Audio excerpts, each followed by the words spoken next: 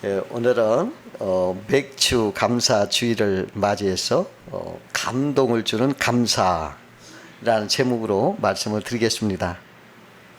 어느 분이 감사하다는 말은 기적의 언어다. 행복해서 감사하기보다는 감사하기 때문에 행복해진다. 기적의 언어 감사합니다를 습관적으로 사용하다 보면 어느새 내 삶이 기적이 일어난다. 이러한 말씀을 하셨어요. 성경에 보면은 감사에는 기적이 따르는 것을 볼 수가 있습니다. 예수님이 감사기도 하실 때 보리떡 5개와 물고기 2마리 오병이어가 5,000명을 먹이고도 12강자가 남았다. 이런 복음 속에 기록된 걸 볼 수가 있어요. 바울과 실라가 빌립보 옥에 갇혔을 때 기도하고 하나님을 찬미하고 감사할 때 옥문이 열려요. 그리고 간수가 회개하는 역사가 일어났습니다. 유대 왕 여호사밧의 찬양대가 전쟁터에 감사하면서 찬미하며 찬양하고 나가니까 적군들이 그냥 지들 스스로 패하는 기적도 있었습니다. 이처럼 감사는 놀라운 기적을 일으키는 것입니다. 사람에는 감사하는 태도가 3가지가 있어요. 첫 번째는 분명히 감사할 일이 있는데도 감사하지 않는 사람이 있습니다. 그런 사람은 짐승보다 못한 사람이다. 둘째는 감사할 일이 있을 때만 감사하고 그렇지 않을 때는 감사하지 않는 사람이 있어요. 이게 대부분의 사람들 그렇죠. 근데 이것은 보통 수준의 평범한 사람들인 것입니다. 세 번째는 일상의 좋은 일이나 나쁜 일이나 범사에 감사하는 사람이 있습니다. 이런 사람은 최고 수준의 성숙한 신앙인이며 복받는 사람인 것입니다. 그래서 우리는 범사에 감사하는 사람이 되어야 되겠습니다. 미국의 어떤 목사님이 설교 초대를 받아서 가는 도중에 지하철을 타고 되었는데 지하철 타고 앉았는데 어떤 뚱뚱한 여자가 아이를 5이나 데리고 올라오더니 옆에 앉더래요. 얼마나 이 여자와 아이들이 막 사납고 막 무르르 밀고 들어오는지 그 바람에 이 목사님이 막 구석으로 몰려 앉았었어요. 밀려났어요. 근데 자신이 설교할 제목이 범사에 감사라 이것인데 이럴 때는 내가 뭐라고 감사해야 하나 고민이 되더래. 한참 생각한 후에 하나님, 옆에 이 여자가 내 아내 아닌 것을 감사합니다. 그렇게 했다고 그래요. 두 친구가 나란히 농촌길을 걸어가는데 같이 걷던 친구가 날아다니는 새를 보며 말합니다. 새는 몸집이 작으니까 조금만 먹어도 될 텐데 새에게는 하나님이 날개를 주셔서 온 천지를 다니며 먹을 것을 찾아 먹게 하시고, 소는 몸집이 크니까 먹을 것이 많이 필요한데도 소에게는 왜 날개를 안 주셔서 주변에 있는 것만 먹게 하셨을까? 하나님 이상하지 않아? 그때 새 한 마리가 그 사람 머리 위로 날아가면서 이마에 똥을 쌌어요. 그때 그 사람이 깨닫고 말했습니다. 아이고, 새똥이라 다행이지 소똥이면 큰일 날 뻔했네. 하나님 참 감사합니다 하면서 똥을 닦더랍니다. 소가 날아다니면서 바가지 같은 똥을 싸면 자기 머리는 어떻게 되겠느냐, 그것입니다. 그래서 소에게 날개가 없는 것이 참 감사하다고 깨달았다는 거예요. 우습지도 않은가 봐요. 그러니까 오늘은 감동을 주는 감사는 무엇이냐 한번 알아보면서 은혜를 나누겠습니다. 첫 번째로 감동을 주는 감사는 받은 은혜를 기억하고 보답하는 감사라는 것입니다. 하젠 샤이머라는 미국 비행기 조종사가 있었는데 그분이 일본군과 이렇게 싸우다가 1943년에 일본군의 사격으로 추락이 됐어요. 근데 마침 뉴기니아原住民들이 그를 구해줬습니다. 그래가지고 숨겨져가지고 생존하게 됐는데 이제 전쟁이 끝나서 다시 이제 돌아오게 됐어요. 근데 그분이 그 원주민의 은혜를 잊지 못했어요. 그래서 그 아내와 함께 1970년 뉴기니아로 날아갔어요. 거기 가서 카카오 나무를 14년 동안 심어두고 봉사하다가 돌아왔다고 합니다. 감동을 주는 감사인 것입니다. 미래 산업의 회장인 정문술 집사님이 계셨는데 그분이 그 당시에 300억 원이라는 고액을 카이스트에 기증을 했어요. 연구비로. 그래서 사람들이 깜짝 놀랐고 신문에도 났습니다. 신문 기자가 알아보니까는 이 미래 사업이 부진하고 연구 발전이 잘 안 돼가지고 어려울 때 카이스트 이광영이라는 교수가 찾아와서 첨단 기술을 전수해 준 거예요.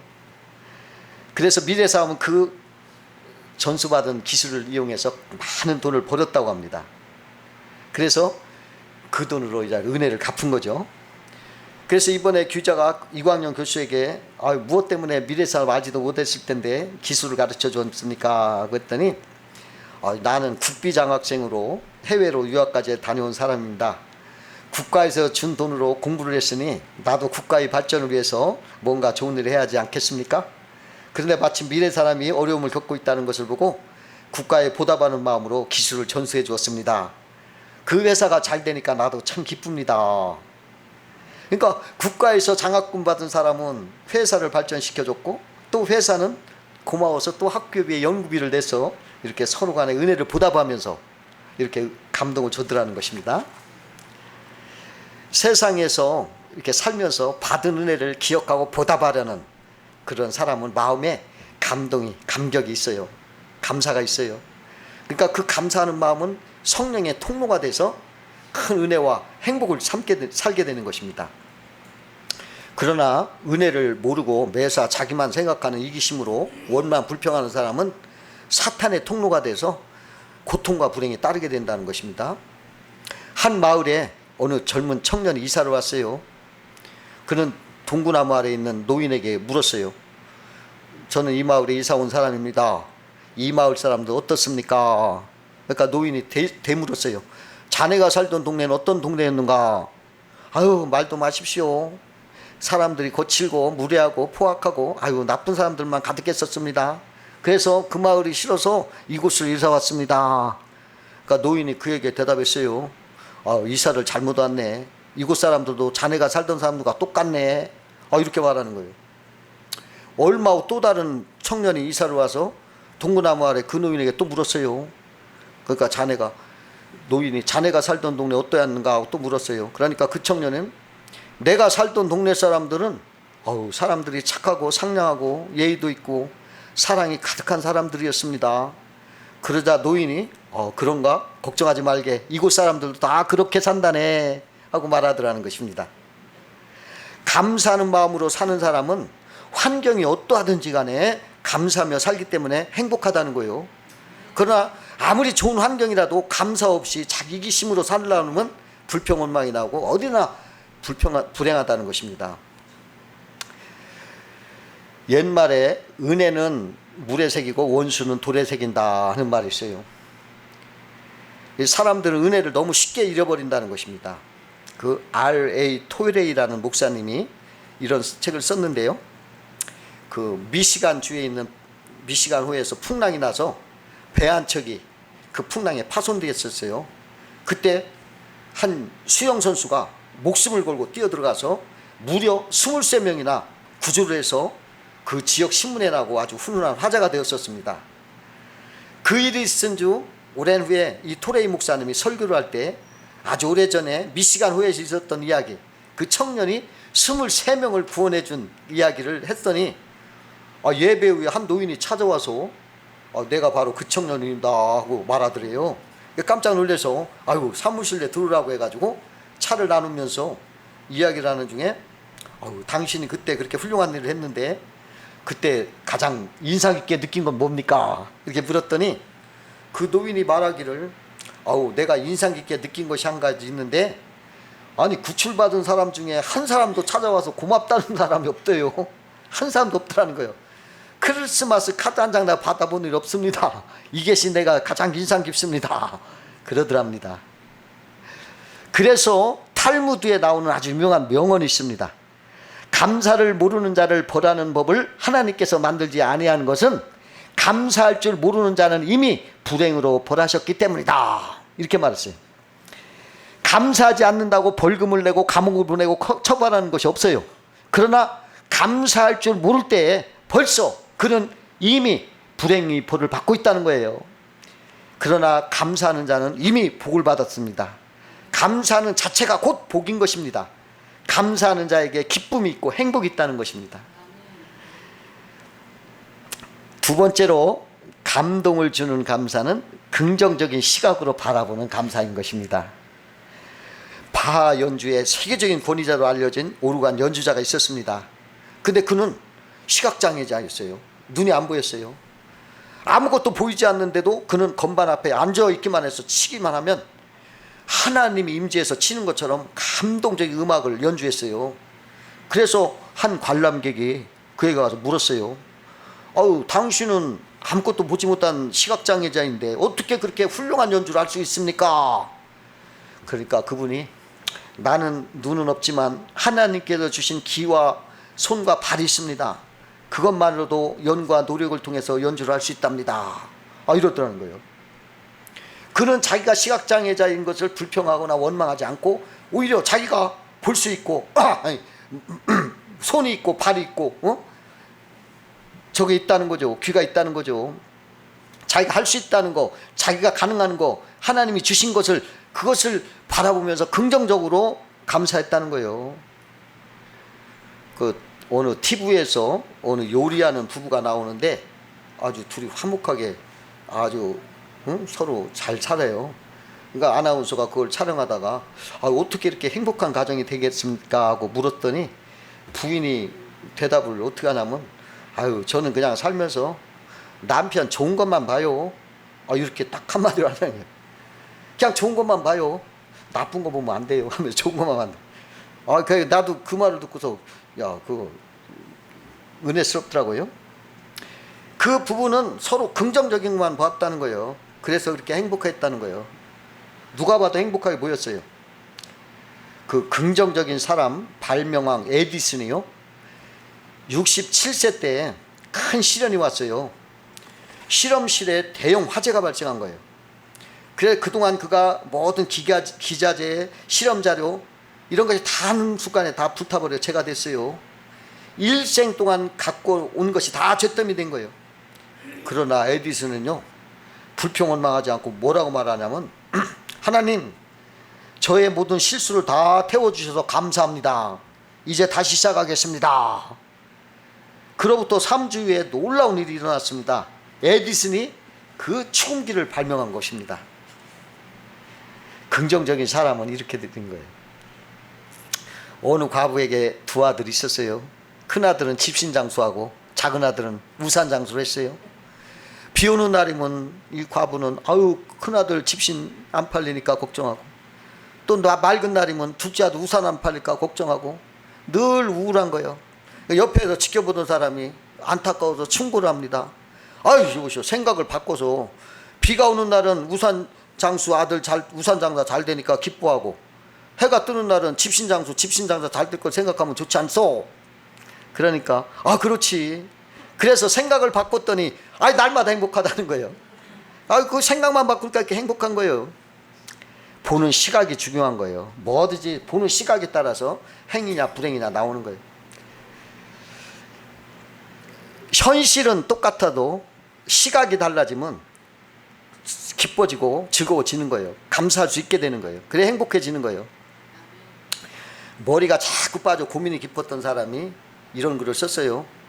나는 머리가 거의 다 빠지고 몇 개 안 남은 대머리다. 처음에 고민이 너무 많았지만 잘 생각해보니 감사하다. 그 이유는 첫 번째로 이발하는데 시간이 안 걸리더라. 두 번째는 샴푸나 비누가 적게 들더라. 세 번째는 하나님이 나를 예쁘다고 쓰다듬어 주신 증거다. 네 번째는 하나님께서 내 머리를 셀 때는 편할 것이니 감사하다. 하나님이 머리카락을 세실 때 나는 편하다는 거예요. 그러면서 감사하다는 거예요. 우리는 무엇이나 시각을 긍정적으로 바꿔 보는 사람이 행복한 사람이에요. 감사할 수 있는 사람이에요. 부정적으로 보면은 암만 좋은 것도요 행복하지 않아요. 뭔가 부족한 게 있어요. 그러니까 부정적인 시각을 보고 원망 불평하지 말고 아무리 나쁜 것도 긍정적으로 이렇게 보다 보면 감사하며 살 수가 있다는 거예요. 그러니까 여러분, 감사하며 감동으로 사는 사람, 긍정적인 시각을 보는 사람이다. 항상 생각하시기 바랍니다. 세 번째로 감동을 주는 감사는 성령 충만한 감사다. 그 어느 장로님이 퇴근 시간에 택시를 타고 이렇게 퇴근을 하는데 퇴계로역에서 교통 체증이 나서 기차가 막혀버렸어요. 근데 옆에 있던 다른 자동차 운전기사가 창문을 확 열고 신경질면서 얼굴을 창밖에 내밀더니 그냥 누구를 증오하는 목소리로 소리치더래요. 웬 놈의 자동차 이리도 많아서 우리 같은 놈 일당 넘어 채우게 하노. 자동차 반으로 싹 줄여야 돼. 이라더래요. 그런데 장로님 태운 택시 운전사는 빙긋이 웃는 얼굴로 자기를 뒤돌아보면서 손님, 저는 이럴 때는 가끔 하나님께 기도합니다. 운전기사 생활하면서 언제 기도 따로 낼 수가 없었지 않습니까? 차는 어차피 막힐 거고 신경질 낸다고 차가 빨리 갈 것도 아닌데, 그래서 손님 없으면 나는 기도하고 손님 오셨으면 전도합니다. 손님은 예수 믿으세요? 장로님 그 말을 듣고 대답을 더 듣고 싶어서 빙그레 웃음을 줬더니 그가 계속 말하기를, 저는요 운전할 수 있게 하신 하나님께 얼마나 감사하지 몰라요. 돈 벌면서 전도하고 어떤 때는 손님들이 대화 속에서 많은 것을 배우기도 하죠. 그리고 금년에 우리 딸이 대학원에 입학했어요. 예수 믿고 보니 모든 것이 감사한 것뿐이네요. 교회 나간다는 그 기사의 그 웃음이 머금은 환한 얼굴을 보면서 장로님이 너희는 때를 얻든지 못 얻든지 주의 복음을 전파라 하는 말씀이 생각나면서 묵상을 했다고 합니다. 장로님 태운 차에 옆에 있던 불평 원망하는 택시기사는 자기 이익만 생각을 하면서 자기 것만 생각하고 거친 말을 쏟아내고 화를 낸 거예요. 그러나 장로님 태운 운전기사는 성령에 충만해서 여유와 믿음과 기쁨으로 복잡하고 꽉 막힌 도로에서도 막 기뻐하고 전도하고 감사가 충만했던 거예요. 성령 충만해서 감사하는 사람이 감동을 일으키는 감사인 것입니다. 왜 우리가 화를 내고 왜 말은 자기 욕심 때문에요. 내 욕심만 생각하다 보니까 그냥 막 화가 나고 신경질 나는 거예요. 성령 충만하면은 어떠한 경우도 화가 없어요. 한 사람이 일만 열면, 한 사람이 연만 열면 그냥 주변 사람들이 감사하다 막 이러면서 성령 충만한 막 감사한 말을 하면서 그냥 기분을 좋게 만드는 사람이 있는가 하면, 어떤 사람은 입만 벌면 불평하는 사람이 있어요. 짜증내고 불만만 토하고. 그러니까 주변 사람들이 신경질 나는 거예요. 회사 사장은 누구를 교용하겠다는 거예요. 결혼 앞둔 처녀라면 누구와 결혼하겠다는 거예요. 여행을 같이 간다면 누구와 여행을 가겠다는 거예요. 맛있는 음식이 있다면 누구랑 같이 먹겠다는 거예요. 그러므로 행복하려면은 불평을 버리고 성령 충만해서 감사하면서 살아야 되겠습니다. 네 번째로 감동을 주는 감사는 예수 구원의 은혜를 깨닫는 감사라는 것입니다. 그 아프리카 오지에서 병원을 운영하는 의료 선교사님이 계셨어요.